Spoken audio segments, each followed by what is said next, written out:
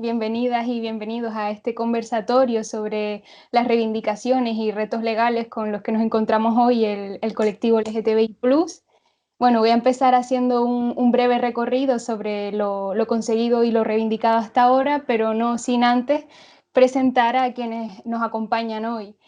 Por un lado, Carmen García, que es presidenta de COGAM; Violeta Ciego, que es licenciada en Derecho y Psicología Jurídica, activista, investigadora en políticas públicas y derechos humanos; Antonio Arroyo Gil, doctor en Derecho Constitucional y bueno, uno de los activistas LGTBI+, que estuvo realizando los cuadernos en defensa de la constitucionalidad de la ley del matrimonio igualitario; y Luis Sánchez, que es el coordinador de la asesoría jurídica de COGAM.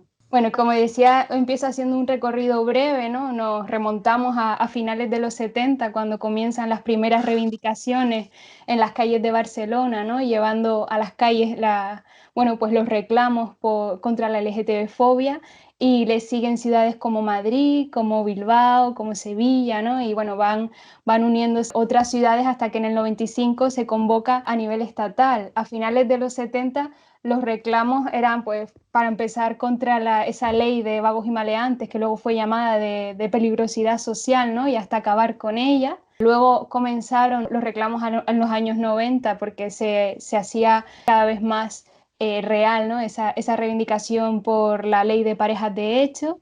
Seguimos hasta el 2005 con la aprobación del matrimonio igualitario, que este mes cumple 15 años. Hemos, bueno, pues elaborado un documental para conmemorar muchos de las activistas y los activistas que estuvieron allí.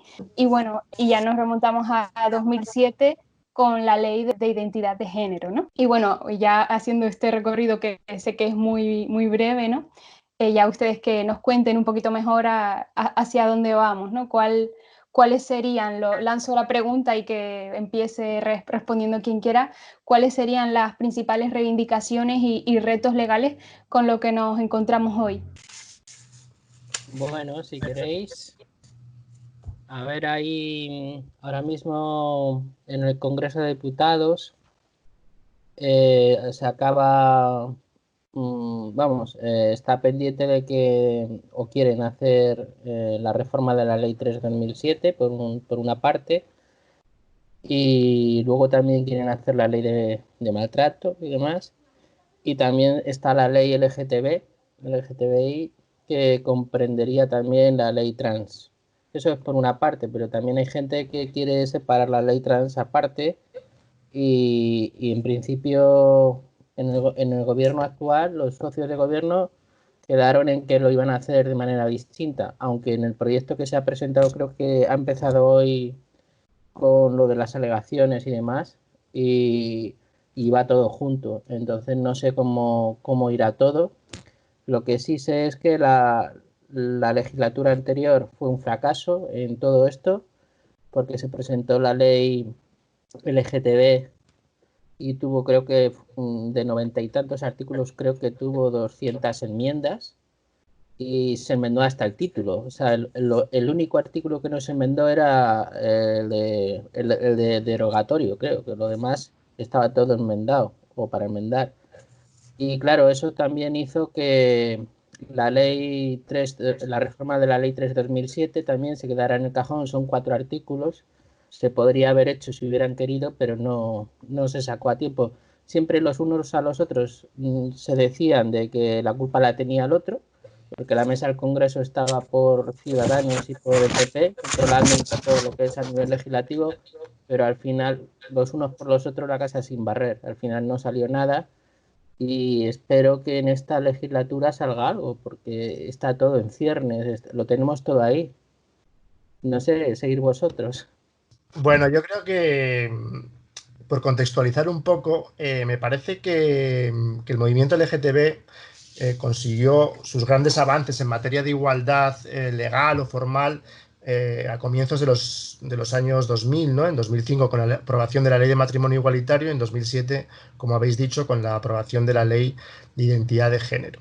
A partir de ahí, pues evidentemente quedan algunos flecos pendientes, sobre todo pues en relación con las personas transexuales e intersexuales, de las que nos hemos ocupado muy poco, yo creo, y merece la pena que nos detengamos sobre ellas. O en relación, por ejemplo, con las parejas de mujeres lesbianas que, bueno, pues a la hora de afiliar a sus descendientes en el registro correspondiente, pues se encuentran con una situación que no es equivalente a la de las parejas mixtas, ¿no? Y algunas cosas más. Por lo tanto, eso evidentemente pues hay que seguir reivindicándolo porque son desigualdades formales o legales que conviene solventar cuanto antes.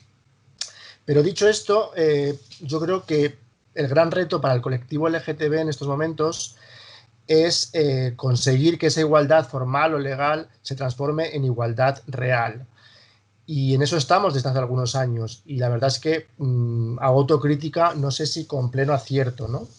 Creo que hemos depositado mucha confianza en estas nuevas leyes de igualdad o contra la discriminación de las personas LGTBI, y de la ley trans que se están en estos momentos tramitando en el Congreso de los Diputados. Veremos si llegan a buen puerto. Y digo que creo que quizás estemos depositando demasiadas esperanzas en esas leyes porque no sé si realmente el instrumento legal es el más adecuado para conseguir esa ansiada igualdad real. Yo creo que hay sobre todo que incidir en políticas públicas de fomento, de las personas LGTBI o contra su discriminación, etcétera, pero no estoy tan seguro de que esto se pueda conseguir fácilmente a través de la ley. Pero también creo que este tipo de leyes, pues francamente, y a la vista está de lo que ha sucedido con las leyes autonómicas del mismo estilo, tienen un muy poco contenido normativo, son leyes que sobre todo pretenden realizar una labor pedagógica, que bueno, pues no digo que esté mal, aunque pueda ayudar en determinado sentido, y por eso me parece que sin perjuicio de que sigamos reivindicando la aprobación de esas leyes, pero creo que tampoco hay que confiar demasiado en que mediante la aprobación de las mismas se va a dar un salto cualitativo, sustancial en la consecución de la igualdad real, que es a lo que aspiramos. Y la mejor prueba, y acabo, perdón por enrollarme, está en que en aquellas comunidades autónomas, como por ejemplo Cataluña, en las que estas leyes o similares se aprobaron, pues los colectivos mismos una y otra vez han puesto de manifiesto que su grado de cumplimiento es muy pequeño, ¿no? Habría que preguntarse por qué, y seguramente la razón sea porque no hay forma realmente de llevar a cabo un cumplimiento de unas leyes que tienen un contenido normativo muy exiguo, muy escaso, ¿no? Pero bueno, supongo que esto va a ser controvertido, así que cedo la palabra a quien pueda hacer una defensa de las mismas mejor que yo. Luis, decía que no sabía si Luis quería hacer esa defensa de las leyes. Yo iba a hacer una aportación no tanto desde el enfoque de las leyes, sino desde el enfoque de los retos legales, ¿vale? Lo incorporo y luego, si queréis, retomamos el tema de las leyes. Cuando yo pienso en los retos legales que tiene el colectivo LGBTIQ+ en el Estado español, claro, para mí es casi... o sea, es imposible no pensar desde un enfoque o desde una lógica de los derechos humanos, ¿no? Y desde los derechos humanos entendiendo estos como los derechos civiles, políticos, económicos, sociales y culturales, ¿no? Yo creo que además, de hecho, esta cultura de incorporar la lógica de los derechos humanos a las diferentes leyes o las diferentes políticas públicas es lo que en parte hace que luego el seguimiento de su cumplimiento sea complejo. No solo pasa con las leyes relacionadas con el colectivo LGBTI, sino que pasa en general con el marco normativo y con el diseño legislativo de multitud de normas que afectan a los derechos humanos de los colectivos, de las personas, de las mujeres, de las familias, incluso monoparentales, etcétera, ¿no? Cuando pienso desde esta lógica de derechos humanos, claro, pienso en los derechos civiles y políticos que creemos haberlos conseguido con la aprobación del matrimonio igualitario, pero realmente esa igualdad real que tú mencionabas ahí, Antonio, no, o sea, esa igualdad, esa búsqueda de igualdad real no es posible y no es real porque en parte esos derechos civiles y políticos no están, ese trabajo, esa revolución no está finalizada, es una revolución inacabada en la que hemos creído que con la aprobación del matrimonio igualitario ya está todo finalizado, ¿no? Y como tú bien has señalado, esa misma figura del matrimonio discrimina dentro de su configuración a las mujeres, cosa que deberíamos de darnos cuenta, ¿no? Cómo ha faltado una incorporación de una mirada de género feminista, de una mirada de feminismo, ¿no? De un enfoque de género en ese tema, ¿no? Luego está el derecho a la autodeterminación, que ahora mismo, a la libre autodeterminación, que ahora mismo, bueno, pues sabemos todas que es un elemento muy, bueno, pues que está ahí en el debate y que estamos tratando incluso de reenfocar, porque lo que se está cuestionando es un derecho humano, ¿no? Se está cuestionando algo que es básico y elemental. Pero es verdad que desde el 2007, cuando se consiguió esa ley de inscripción registral, que fue un avance para ese momento, es cierto que es una ley que patologiza, es decir, es una ley que desde la mirada de los derechos civiles y políticos, de los derechos humanos, está incorporando cortapisas y está incorporando elementos que dañan a la integridad de las personas trans, ¿no? Que las daña y que además también es excluyente porque deja fuera un sector de la población, que es toda la población que no tenga nacionalidad española. ¿No? Es decir, si tú no tienes nacionalidad española, no puedes incorporarte o no puedes obtener, ¿no? Ese nombre que es el que te va a permitir relacionarte en el espacio público y poder también acceder a esos otros derechos que son los derechos económicos, sociales y culturales, ¿no? Con lo cual yo creo que hay una revolución pendiente dentro del colectivo LGBTI, que es terminar por conseguir los derechos civiles y políticos de una vez por todas. Es decir, hay temas, hay flecos que no están siendo enfocados desde lo que son los derechos de la libertad, ¿no? Porque hay gente que no es libre a ser desde el momento en que sus derechos no están reconocidos o tú los supeditas y los condicionas a requisitos que son discriminatorios en relación al resto de la gente, ¿no?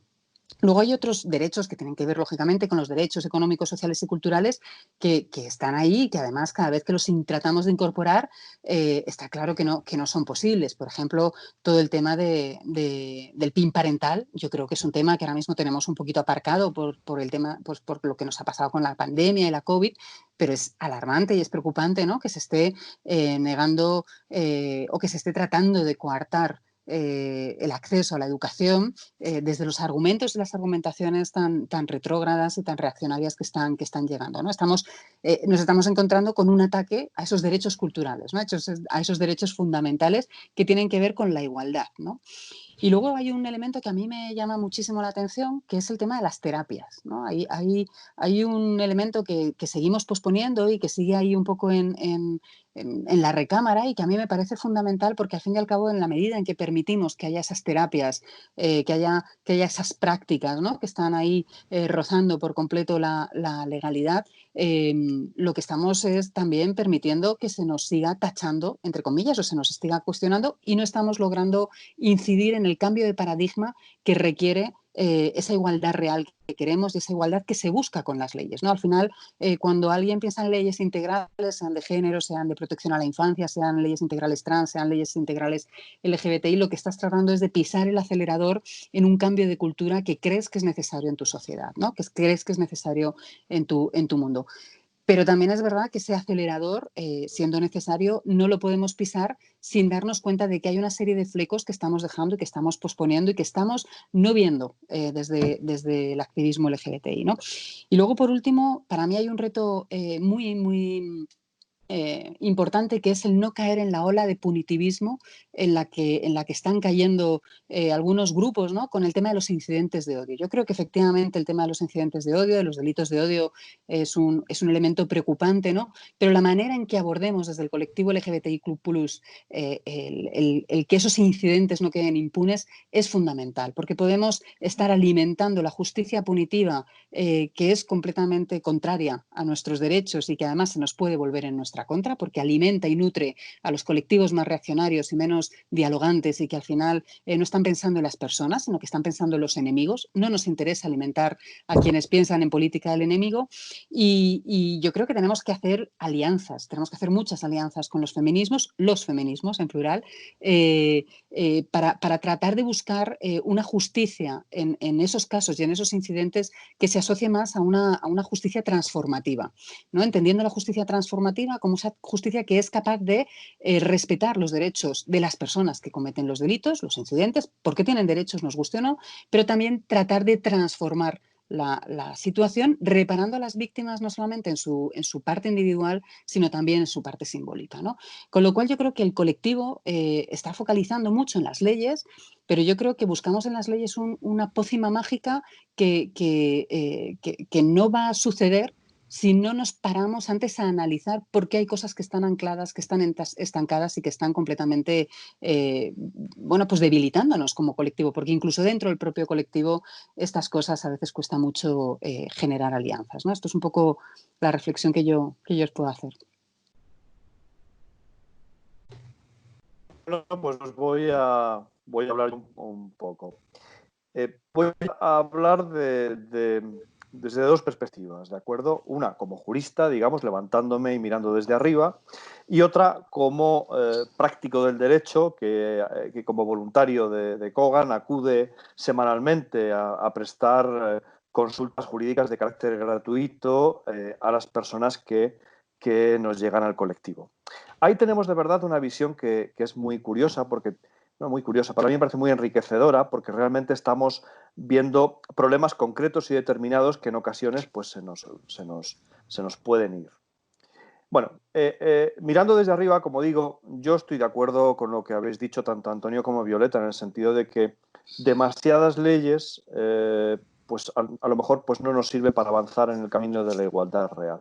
En todo caso, lo primero que hay que pedir es que las leyes se cumplan, porque ha habido una inflación legislativa, por ejemplo, en el ámbito de las comunidades autónomas, con normas en materia LGTB, que, por ejemplo, en el caso de la Comunidad de Madrid, que es donde creo que vivimos todos nosotros y nosotras, no han valido de nada. Estuvimos paseando un autobús tránsfobo por las calles de nuestra ciudad y, yo creo que claramente se vulneraba la normativa existente y, sin embargo, pues ha servido de muy poco. Esto, ahora parece que todas las comunidades autónomas tienen que tener estas leyes que, vale, políticamente están muy bien, pero que efectivamente nos valen de poco. Todo porque no se están aplicando. Es decir, lo primero es exigir que las leyes que hay se apliquen. En segundo lugar, sí que me parece que tenemos que tener algunos avances legales en determinadas cuestiones. Por ejemplo, en el momento en que se plantee, creo que tiene que haber un blindaje constitucional, como ocurre ya en otros países, de algunos de los derechos básicos para las personas LGTB+.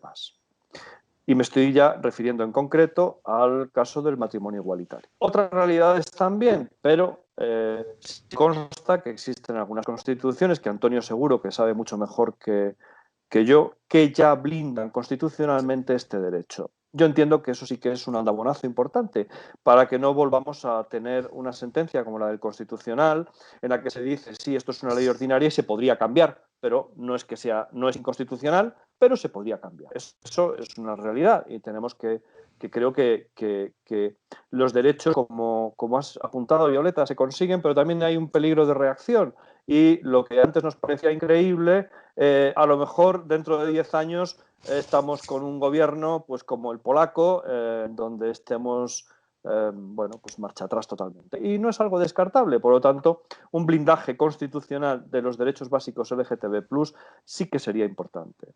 Yo, por lo demás, en cuanto a las leyes que hay en trámite, eso prefiero dejároslo a Carmen y a Antonio. Ya digo que yo también creo que son importantes, que hay que sacarlas adelante. Por supuesto, innegociable la cuestión de las personas trans. El resto, me parecen importantes, pero también estoy de acuerdo en que, van a contribuir, sí, pero ¿van a ser determinantes? Pues ya tengo más dudas. Ya yendo a cosas más concretas, por desgracia, en esta legislatura, como consecuencia de la pandemia esta del COVID, hay una cosa que iba a empezar a ponerse ya en marcha y que los agentes sociales estaban tratando y que a mí me parecía interesantísimo, además yo como especialista en derecho laboral y en relaciones laborales, a mí me parecía interesantísimo, que era anejo a los planes de igualdad, establecer en las empresas planes de diversidad. Esto, en esta legislatura yo creo que va a ser, no se va a plantear, pero es interesante. ¿Por qué es interesante? Yo hace poco, desconozco exactamente si es el 80, el 90, no sé qué porcentaje escandaloso, de personas no están fuera del armario dentro de sus trabajos cuando hay relaciones laborales. Es decir, muchas personas que en su vida cotidiana, familia, vecinos, relaciones sociales, sí están fuera del armario, en sus empresas no están fuera del armario. Y ahí es necesario incidir porque es un aspecto fundamental de la actividad. Yo, por lo tanto, reivindico la necesidad de planes de diversidad para trabajar los agentes sociales, las organizaciones empresariales dentro del mundo empresarial para tener que tengamos todas y todos una vida mucho más plena a este nivel. Luego, ya hablando así de cosas más cercanas de lo que vamos detectando en las asesorías jurídicas, efectivamente no es de recibo que siga existiendo una discriminación para las parejas de mujeres en el sentido de que si no están casadas no puedan inscribir a sus hijos. Sí se nos ha planteado, claro que se nos plantea. También se nos han planteado algunas cosas, como por ejemplo las inmensas dificultades que muchos hombres cis están teniendo, en parejas de hombres cis, sobre todo, en acceder a la adopción de menores. En España la adopción, bueno, es muy dificultosa, pero la adopción internacional, como consecuencia de la aprobación de los derechos igualitarios, Kogan ya ha hablado de esto con algunos políticos, no nos han hecho ni caso, por la época en que yo estaba en la junta directiva. Bueno, pues países como China, Ucrania, Rusia, o sea, emisores emisores, palabra tan horrible, pero bueno, entendéis, donde hay niños que son dados en adopción a parejas extranjeras o a personas extranjeras, han vetado prácticamente la adopción, salvo que sea un matrimonio heterosexual. Existen, ya digo, es necesario trabajar con países para establecer convenios donde se pueda proceder a la adopción por parte de parejas del mismo sexo. Por lo tanto, y en resumen, yo creo que coincidimos bastante. Las leyes son un mecanismo, son necesarias, pero que la igualdad real, a mí me ha parecido muy interesante en la perspectiva de Violeta, se avanza de otra manera. Yo también aporto la necesidad de otros mecanismos, como ya he dicho, sobre todo en el ámbito laboral, y que me temo que en esta legislatura, sin embargo, pues no van a salir adelante. Podría suscribir, desde luego, todo lo que ha dicho Violeta y también Luis, claro. De todas formas, me gustaría hacer una pequeña precisión en relación con los llamados derechos de las personas LGTBI+, porque es muy frecuente utilizar esta expresión y nosotros constantemente nos referimos a ella, pero en realidad, o mejor dicho, en puridad, no existen derechos de las personas LGTBI. Yo como homosexual, o Carmen como transexual, como mujer transexual, pues no tenemos derechos diferentes a los que pueda tener una persona heterosexual o cisexual. Los derechos de las personas LGTBI, por lo tanto, no existen. Solo existe un derecho, en realidad, que es el derecho a no ser discriminado por razón de nuestra orientación sexual o de nuestra identidad de género. Y es de ahí precisamente de donde se deriva todo lo demás. Por lo tanto, conviene esto que lo tengamos claro, porque a veces parece que estamos reivindicando derechos propios nuestros, que en realidad no existen como tales. Del apunte de Luis acerca de la necesidad o la importancia de llevar a la Constitución el matrimonio entre personas del mismo sexo, pues por supuesto yo lo suscribiría para evitar en un futuro posibles reformas de la ley, que yo creo que es difícil que eso ocurra, pero no es descartable por completo, ¿no? Pero bueno, eso no es que sea un derecho propio de las personas homosexuales en este caso, ¿no? El derecho a contraer matrimonio, ¿no? Sino que es un derecho que está reconocido en la Constitución y que el Tribunal Constitucional aceptó que la reforma legal que posibilitó el acceso a este derecho a las personas homosexuales pues era perfectamente constitucional. Eso por un lado.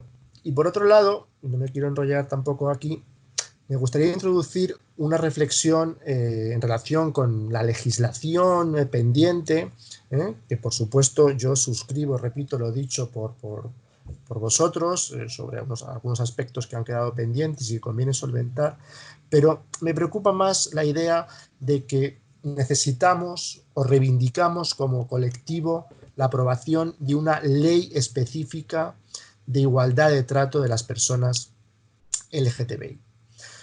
Porque no sé si estamos lanzando a la sociedad un mensaje que puede volverse en nuestra contra, y es el siguiente, ¿no? Nosotros, que tradicionalmente hemos sido considerados un grupo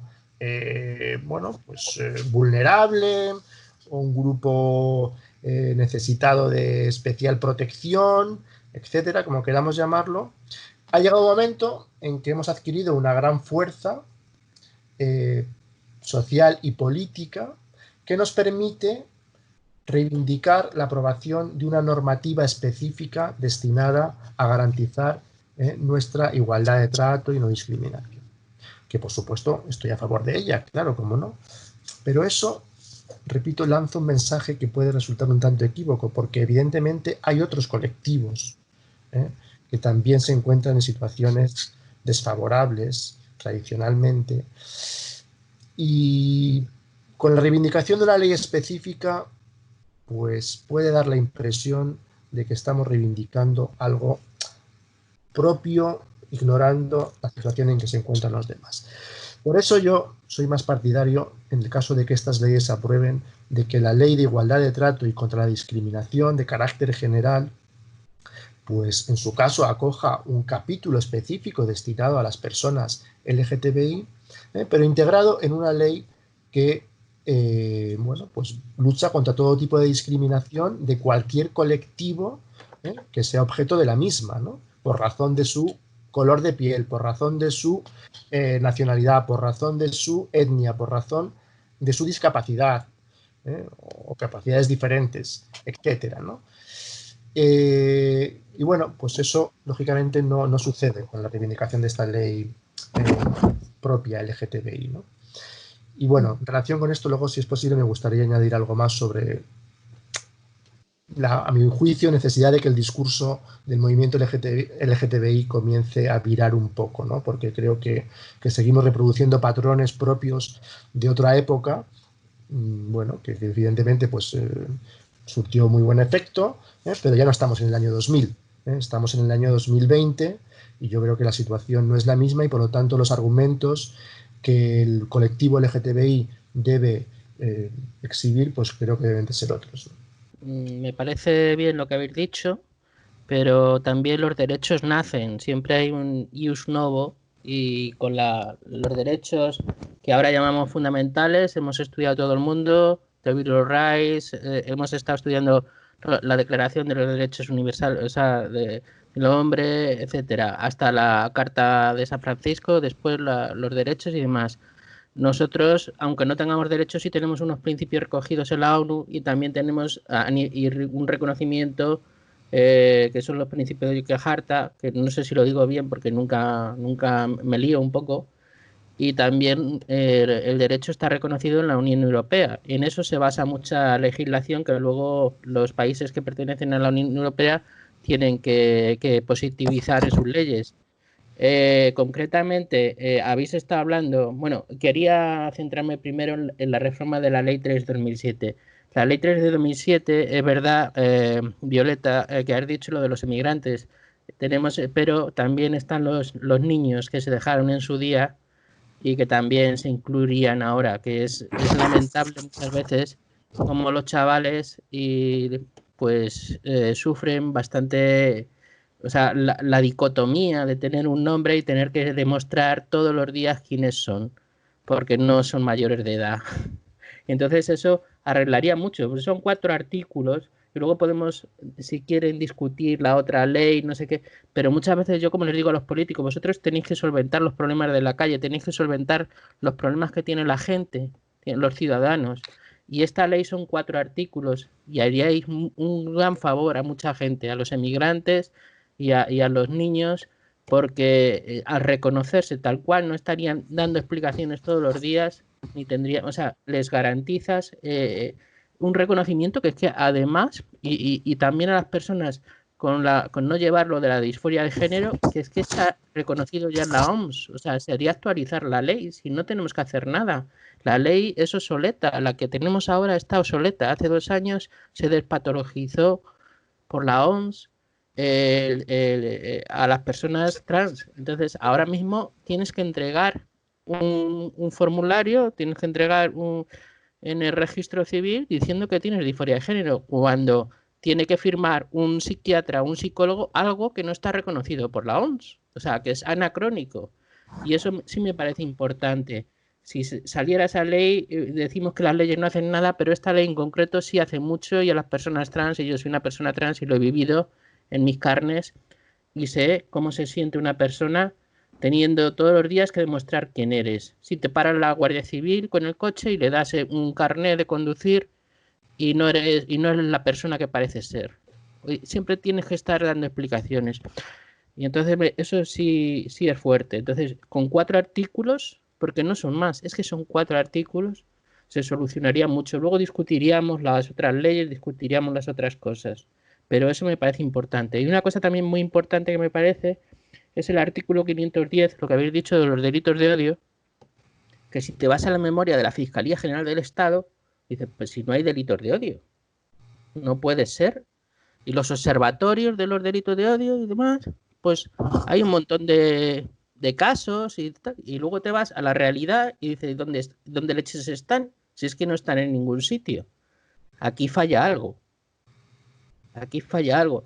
¿Y qué es lo que falla? Yo una vez fui al colegio de abogados, estábamos tratando este tema, estaba allí Manuel Ródena, me acuerdo, estaba también de Movimiento contra la Intolerancia, en fin, había una fiscal y muchos, o sea, incluso la fiscal decía que para qué el 510, que el 510 era una cosa que nos había impuesto la Unión Europea, y para qué un delito para agravar unos condicionantes de odio y tal, si había ya delito de lesiones, había delito de agresión, había delito contra la intimidad, ¿para qué usar este? Y no lo usan, en realidad no lo usan, y no hay una formación a los operadores jurídicos en cuanto a todo esto de la sexualidad y demás, en cuanto a todo el movimiento LGTB. Todavía no hay los abogados, los jueces, los fiscales, no ya la policía que coge la denuncia o que coge la querella, no. Es que no hay una formación y entonces no se lleva a cabo. Y muchas veces cuando se desestima por el juez en muchos casos, y cuando se estima y se va a vista, resulta que la víctima va allí y tiene enfrente a 7, 8 personas que son las que le han agredido. Se acojona, con perdón, y se va. Y muchas veces eso no sirve. O sea, al final lo que está pasando es que lo sabrá, porque lo sabrá, pero realmente las personas LGTB no tienen de la justicia aquello que realmente se reconoce. De las leyes, es lo que estábamos diciendo antes, que hay leyes que están ahí que no se cumplen. Y una vez no se cumplen porque los políticos no quieren desarrollar las leyes y no quieren cumplirlas, porque no hacen los protocolos educativos o porque no hacen los protocolos de lo que sea, y otras veces es porque no funciona, en este caso, los operadores jurídicos que no llevan a cabo y no reconocen lo que son realmente delitos de odio. A lo mejor es muy difícil demostrarlo, no lo sé, pero se especificó más y se tasó más lo que era el articulado para que no hubiera tanta lectura. Pero bueno, el caso es que los hechos son los que hay, te vas a la memoria y no hay ninguno. En cuanto a lo que decía Luis del ámbito laboral, yo trabajo, es verdad, sería muy bueno el hacer los planes de diversidad y los planes de igualdad. Yo estoy en una comisión en el ayuntamiento con mis compañeras, represento a la Subdirección General de Riesgos Laborales, soy la representante en el Comité de Igualdad de Madrid Salud. Y bueno, es verdad que lo de la diversidad, ahí tratarlo, no lo tratamos. O sea, no se trata más la cosa de los puestos, si son de hombres, de mujeres, y cómo está compuesto el organigrama del ayuntamiento y los puestos de trabajo, las jefaturas y demás. Pero hay en los protocolos de acoso que tenemos en el ayuntamiento sí está recogido también no solamente la orientación, o sea, el género o el sexo, sino que también está recogida la orientación y la identidad de género. Se recogen los protocolos de acoso de las empresas también. Por lo menos en el ayuntamiento. Pero eso es distinto, Carmen, eso es distinto. Bueno, ya. Después lo aclaro un poquito. Vale. Y bueno, pues nada más, seguir vosotros. Yo quería un poco, antes de seguir, para contextualizar y que quien nos esté escuchando entienda sobre todo lo de la ley trans, ¿no? Defiende un derecho humano tan básico como es la libre determinación de tu identidad. Para que nos entiendan y sepan de qué estamos hablando, en el 2007 lo que se reconocía en la ley era que no había la necesidad de pasar por un quirófano para que se pudiera tener un DNI acorde a lo que era tu identidad. Y ahora, bueno, como bien decía Carmen, sigue siendo patologizante porque tienes que pasar por tiempos de psicólogos y demás para que te diagnostiquen esa disforia, ¿no? A ver, el problema de la ley del 2007 es que sigue poniendo condiciones a las personas, condiciones que afectan a su integridad emocional y a su integridad física para poder tener un reconocimiento legal, ¿no? Cuando hablamos de integridad física e integridad emocional, estamos hablando de que se les obliga a las personas trans a someterse a un tratamiento psiquiátrico, es decir, tienen que declararse enfermas mentales para poder en ese sentido hacer todo para que les hagan un seguimiento psiquiátrico que parte de la necesidad de la sociedad de corroborar algo ante lo cual desconfía, ¿no? Con lo cual el punto de partida es erróneo porque no es que desconfíe, es que lo ve como que no es algo natural, ¿no? Utilizando este término que tanto le gusta a la extrema derecha y a los grupos más reaccionarios a este tipo de parámetros, ¿no? Efectivamente fue un avance el que no te obligaran a una cirugía de reasignación, pero la alternativa era un tratamiento de hormonación. Es decir, sí que había que hacer algún tipo de modificación física, ¿no? En ese trámite y en ese trayecto, ¿no? En esa transición, con lo cual tú estás interfiriendo en dos derechos fundamentales de las personas, en dos derechos humanos, que es el derecho a la integridad física y el derecho a la integridad emocional. Y es el Estado el que decide lo que tú necesitas, ¿no? Y esa es la parte que desde una lógica de derechos humanos denunciamos. El derecho humano a la libre autodeterminación, en realidad lo que está diciendo es el Estado no tiene derecho a decidir quién soy, ni tiene derecho a ponerme condiciones para que yo pueda decir quién soy, ¿no? Esto es fundamental y además es algo que se viene reclamando desde hace mucho tiempo. Es decir, este derecho humano no es un derecho creado en un laboratorio, no es un derecho de la teoría queer, en la que vamos avanzando, pero es una lucha en la que tenemos que ir hermanados y hermanadas y hermanades a los feminismos.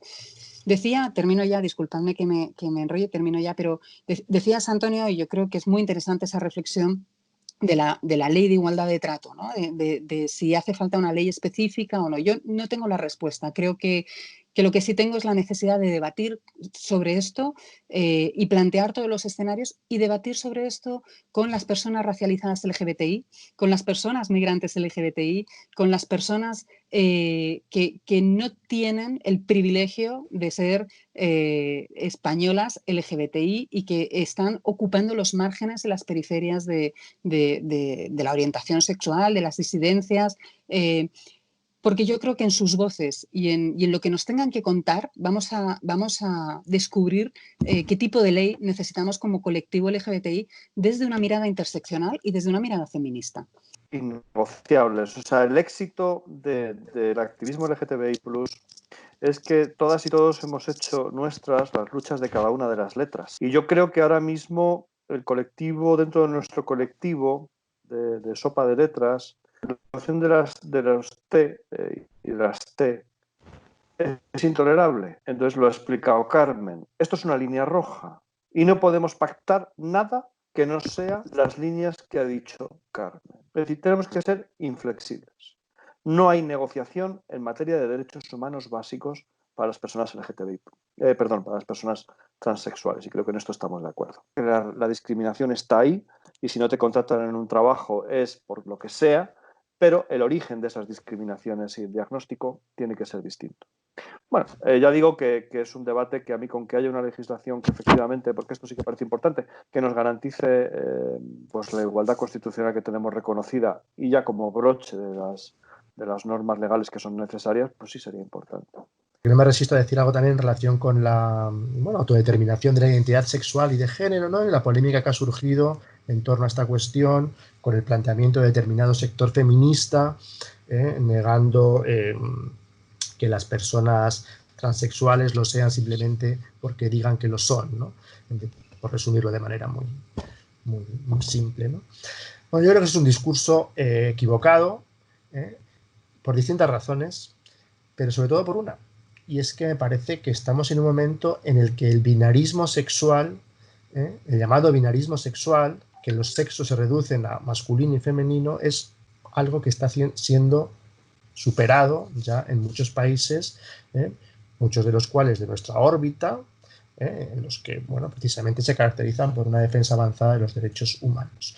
Y si eso, el binarismo sexual, empieza a cuestionarse, me parece que es un discurso anacrónico, volver a reivindicar una especie de cientificismo o biologicismo para sostener que solamente son mujeres aquellas que tengan una determinada genitalidad, etcétera. Por lo tanto, yo creo que por ahí yerran quienes defienden ese tipo de discurso. Pero en todo caso, y concluyo con esto, de verdad, me parece también que hay que no podemos separarnos.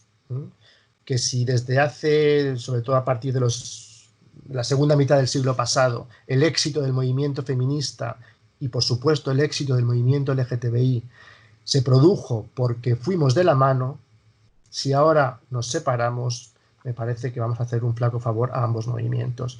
Y por lo tanto yo creo que habrá que restañar heridas, pero no podemos conllevar a un enfrentamiento que lo que va a hacer es, bueno, pues que quienes están en contra de nuestros derechos, que no son LGTBI ni feministas, pues se froten las manos viendo el lamentable espectáculo que a veces estamos ofreciendo.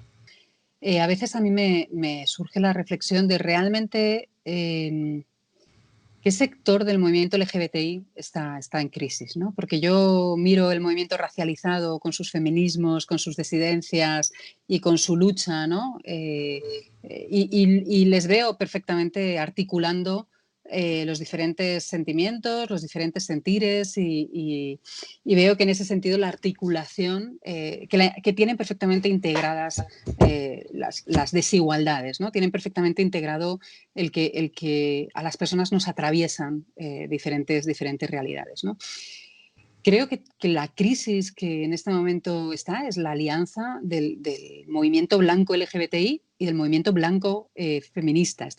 Yo creo que lo que está en crisis son los movimientos hegemónicos que dentro del feminismo y dentro del colectivo LGBTI han llevado la voz cantante y que además han hablado en nombre de todo el movimiento, cuando el colectivo LGBTI y los feminismos se componen de muchos sujetos, ¿no? Y se componen de muchos otros que hasta ahora no han tenido voz, ¿no? Con lo cual yo creo que también ahí tenemos que hacer una reflexión, porque yo miro a Latinoamérica, ¿no? Y veo, os recomiendo un especial que ha sacado la revista Vice sobre el orgullo, ¿no? Y mirando a las disidencias latinoamericanas, bueno, yo lo que veo en esas disidencias es una pluralidad, una diversidad y una interacción de lo que son los movimientos, incorporando las diferentes luchas, entendiendo que contra lo que estamos luchando es contra el patriarcado cis, hetero, colonial. Poner dos cosas, además de lo que ha dicho Violeta y lo que ha dicho Antonio, y atendiendo a lo que ha dicho Violeta, que es verdad, o sea, todo lo que yo he estado hace poco allí en Argentina y he visto cómo estas cuestiones que tenemos aquí, la verdad es que allí les pilla muy lejos, no logran entenderlo, ¿no? Pero es que también yo lo que he visto y he mamado es el movimiento Me Too, que surge también en Estados Unidos, donde las mujeres ya están cansadas de muchas cosas y ven que mucha igualdad, mucha historia, pero a la hora de la verdad no la hay. Y todo el movimiento que ha habido aquí en España, toda esa reacción de gente que no tenía nada que ver con el feminismo. Ya, yo lo que veo en la calle es que la gente no está contra ti, sino que está a favor de ti. Es decir, Eso es. entonces lo que veo luego en otros sí. ámbitos, en otros ámbitos, pues me choca mucho. Y solamente quería decirlo. Y bueno, eso está pasando también dentro de, o sea, la mujer, que es más del 50% de la población, pues también ha reaccionado y eso me parece muy positivo. O sea, la reacción que ha tenido en el mundo, en lo blanco, ya no solo en lo racializado, en lo migrante y demás, también ha habido una reacción importante que nos olvidamos muchas veces de todo eso.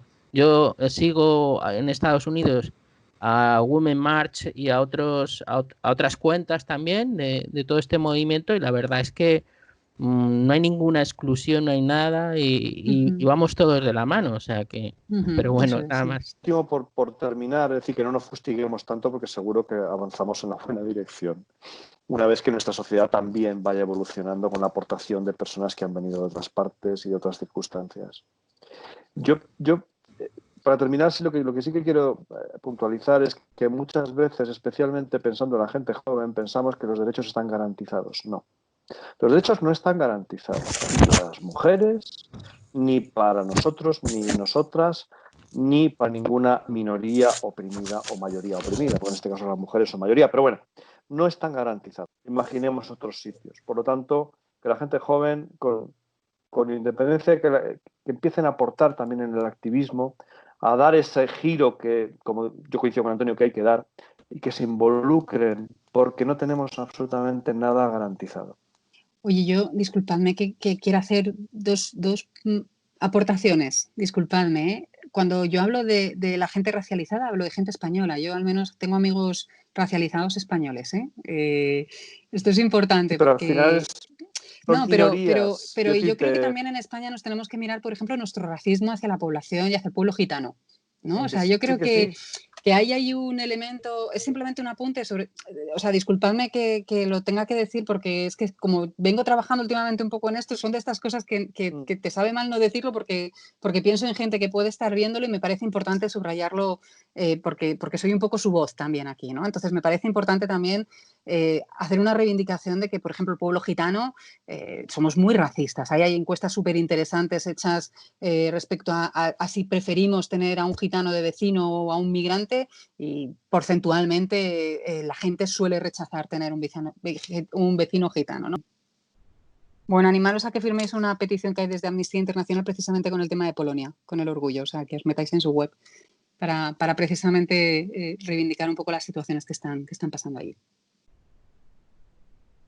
Vale, si alguien quiere apuntar algo más ya para cerrar definitivo y ya despedirnos. ¿Que hable ahora o...? Calle para siempre.